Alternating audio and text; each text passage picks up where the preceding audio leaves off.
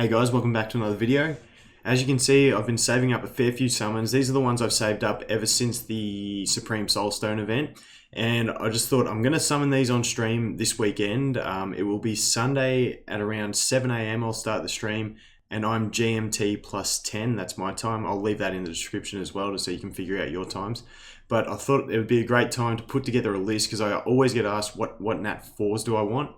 So this is going to be a video of the list of the top 5 NAT 4s that I want to get from my summons.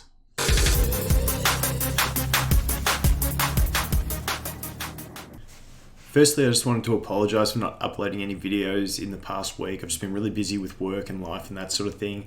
But I did manage to squeeze in time to do a couple collaborations. I did one with Sample Text. If you haven't seen him, he does a lot of Summoners War content and he's making the move to MMEG.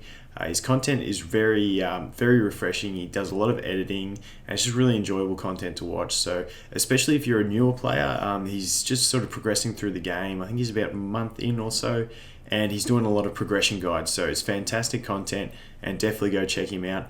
The other collaboration I did was with Childish Plays. I think most of you probably watch him already anyway, but we had an absolute blast making 4 videos. We did a top 5 3-stars for each element.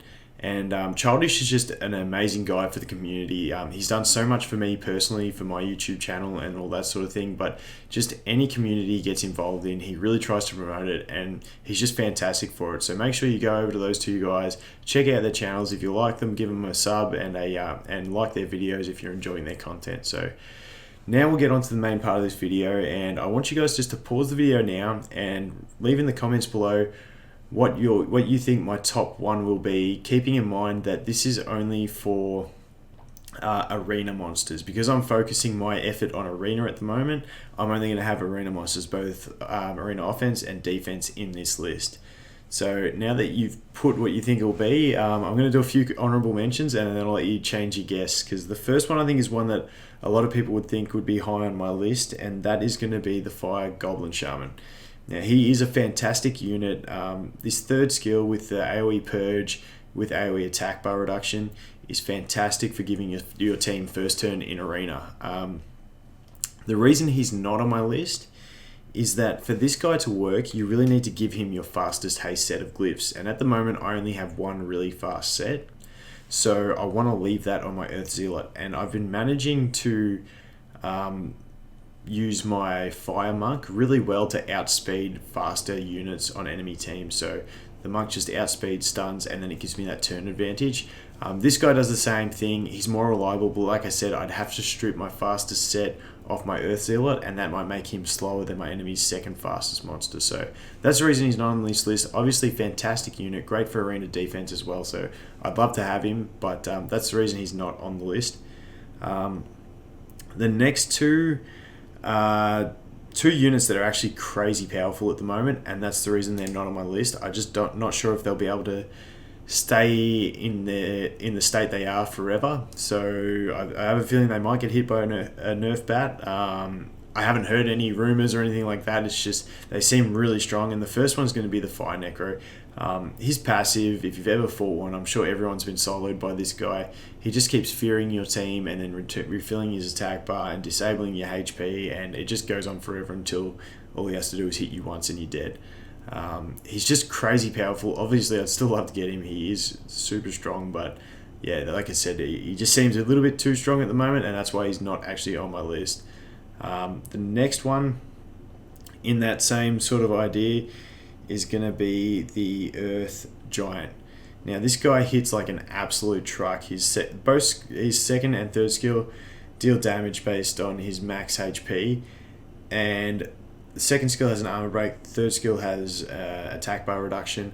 But yeah, just at the moment he seems to do more damage than any attackers can do, and being a bruiser, so you're building really tanky, so he's hard to kill, and then he does more damage than attackers. I just don't think he'll stay the same way. Obviously if he does, I'd love to have him and just nuke people with him because he's crazy. But even if he does get a nerf, he's still a fantastic unit because the support he provides in having that attack bar reduction and armor break, both AoE,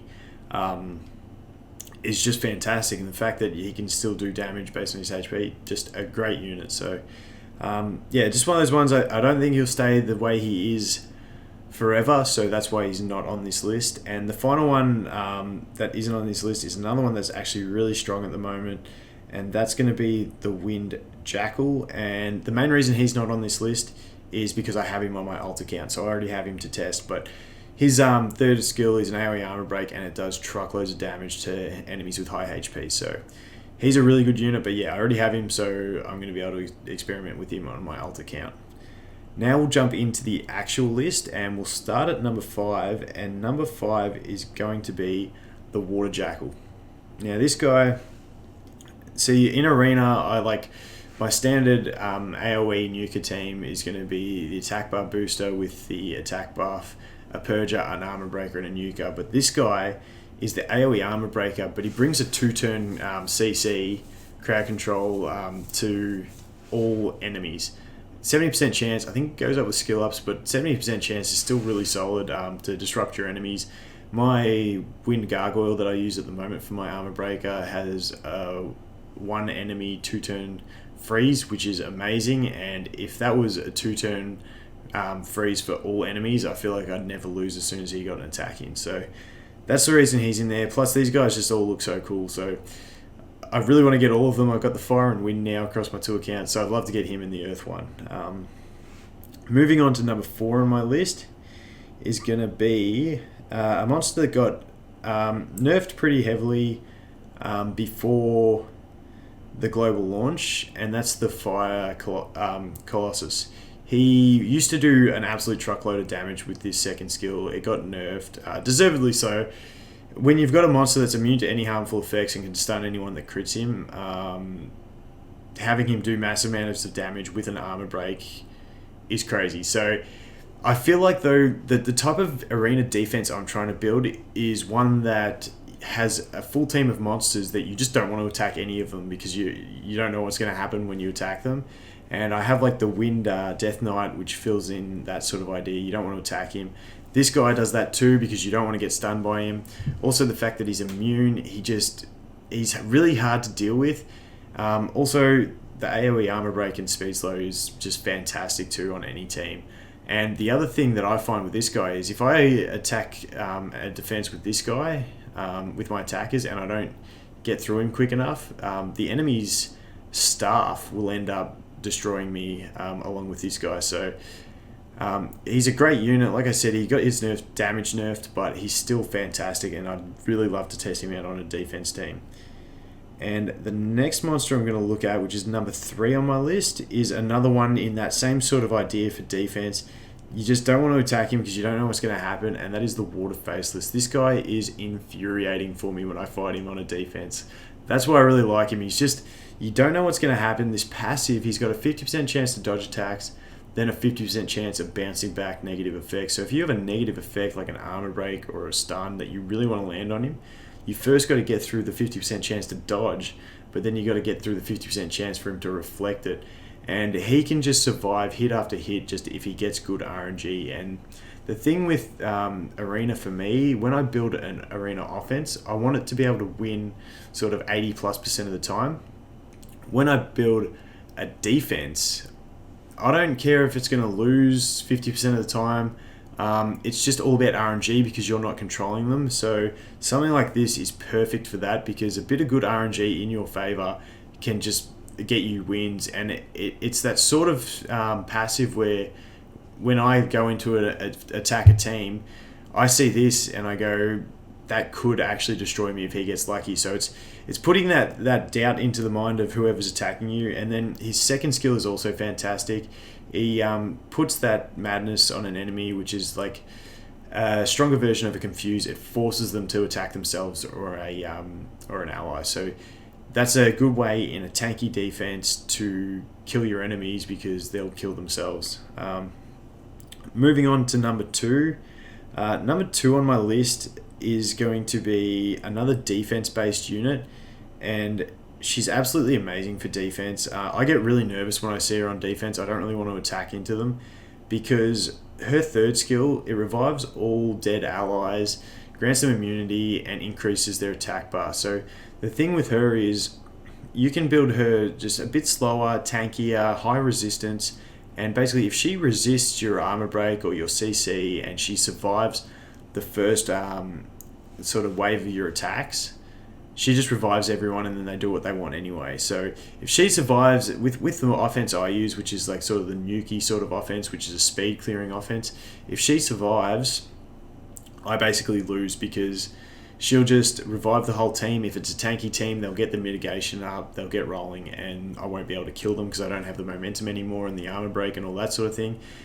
If she's with an attacking team, I've fought her against her with a water monk and 2 nukers, and she just survived, revived them. The water monk does his thing, armor break, attack buff, and then I just get nuked. So she's just that really threatening unit that if she does get that lucky resist or anything like that, you're basically going to lose the offense battle against her. So that's why I really like her. She's also fantastic for PvE, so she's just a great unit. But yeah, for arena defense, she's probably the #1 defense monster I want because it lets me use my offensive monsters that I'm building anyway for my offense, and then just build back that one tanky unit that can just basically change everything. So that's why I want her. And then moving on to #1 on my most wanted list is a unit that, because I'm really more focused on my offense at the moment, I really want to make my offense as reliable as possible, and I feel like this guy is the real game changer for doing that, and that is the Earth Goblin Shaman. Because of this third skill, which is a AoE purge combined with an AoE defense break. And the reason this is so important is in my arena offense teams, the nuker teams, I'm going to have my Earth Zealot, who has the attack bar boost and the attack buff. Earth Zealot, another one, if I didn't already have him, he'd probably be #1 on my list, but I do have him luckily. So I'll use him, followed by, at the moment, I use my Diva for a purge, my Wind Diva, then my Gargoyle for armor break, and then my Dragon for nuke. The thing about this guy is he fills 2 of those key roles, the purge and the armor breaker, and he does them incredibly well. Both things are in 100% activation rate. His purge is purge everything. He's just fantastic. And that allows me, in my normal team, if I know I'm going to outspeed the enemy, I can just bring my Earth Zealot, him, and my Dragon as my nuker. But in between that, I can throw in like an Earth Basilisk for a 2-turn freeze on all the enemies, and it just basically guarantees you the win. And the other great thing is, at the moment, if I fight an enemy that I know is faster than me, I have to bring my Fire Monk in to stun their fastest unit and then move. But when I bring the Fire Monk in, at the moment, I have to drop my Diva, which is my Purger. So I'm left with just my Zealot, my Wind Gargoyle for the armor break, and my Fire Dragon for the nuke. So if they have a faster unit and immunity, I basically lose.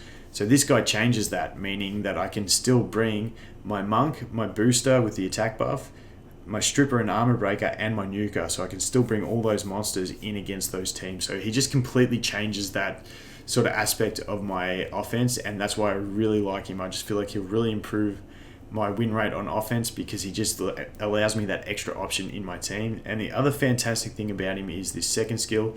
If you ever need to use him again past the first turn, he's got an AoE mute, which just further helps your team survive. So he's just an absolute fantastic unit.